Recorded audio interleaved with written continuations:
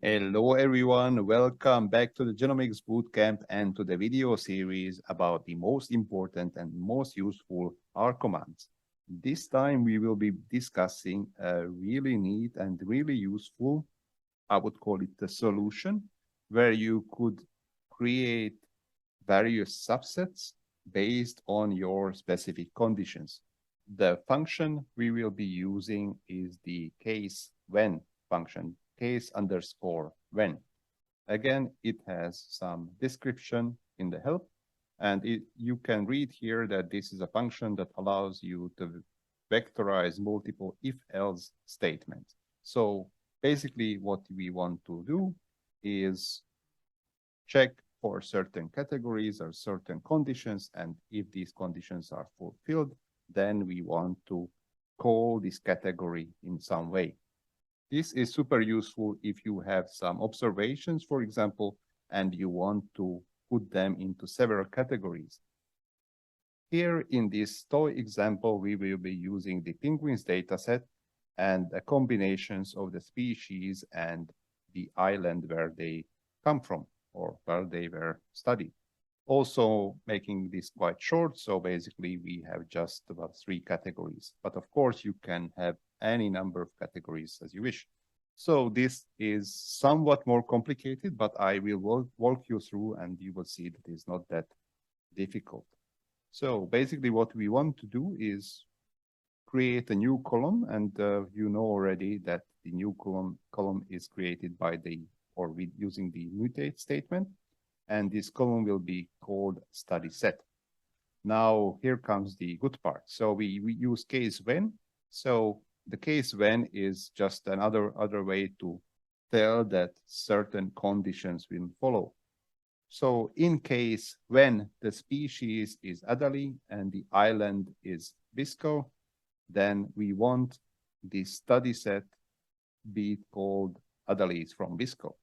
So in other words, we check on the species, which is, this is one column in the penguins dataset and the island is another column in the dataset. So if there is Adderleys and the island is Bisco, we call the new column Adderleys from this Bisco. Well, not Bisco, but almost. Anyway, so then there is another possibility. If the species is Adderley and the island is Dream, and then we call this new study set Dream Adderleys. Of course, this is all, both of these are just my examples. And of course, you can go on as long as you wish with the combinations. But at the end, you arrive to a situation that you specified everything you wanted. And for example, these 2 categories, are the only 2 that I am interested in. So then you can say that the rest of them, which doesn't fit into these conditions, then should be called, well, the category should be called not interested. And this is, say, is true, is tilde sign. So this is just to make sure this is not a equal sign, but this is tilde sign, and not interested is, well, again, just a category name I came up with. So let's see how this works. So again, it's run and it's created a new data set.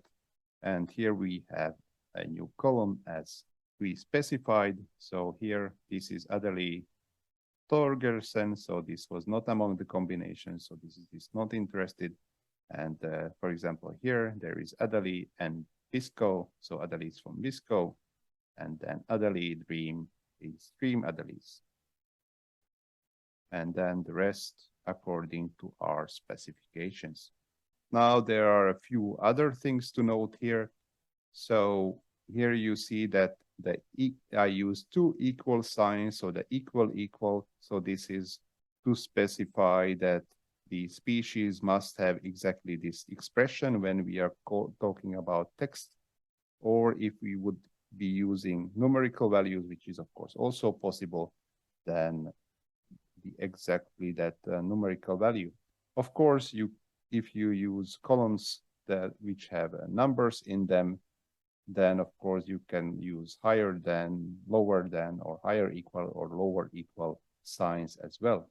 The other thing to note is this and sign here. So this is, well, just really says that this condition and this condition has to be true.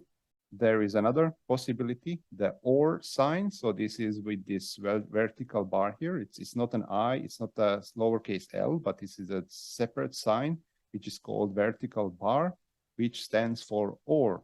So if you change this, then it would say that the first expression or the second expression should be true in order to assign this category name.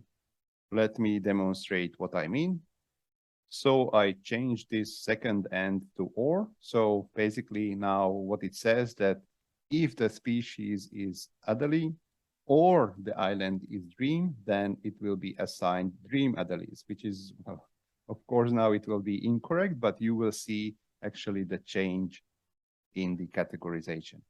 So if I rerun this and check again, you see before that it was also, well, not interested here. So this kind of default categorization, but now because the species or one of the conditions is true, then also these individuals are categorized among Dream Adelies because they are Adelie is true here.